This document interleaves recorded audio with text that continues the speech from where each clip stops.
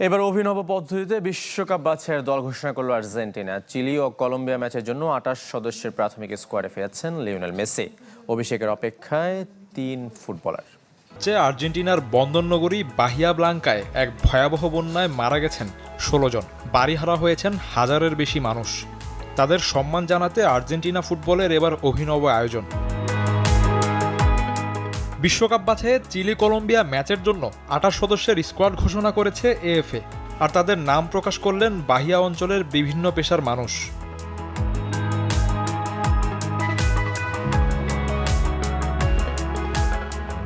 এমন রীতি ক্রিকেটে নিয়মিত দেখা মিললেও ফুটবলে বিরল। ফিরেছেন লিওনেল মেসি। মার্চ উইন্ডোতে ইনজুরির কারণে খেলা হয়নি LM10-এর।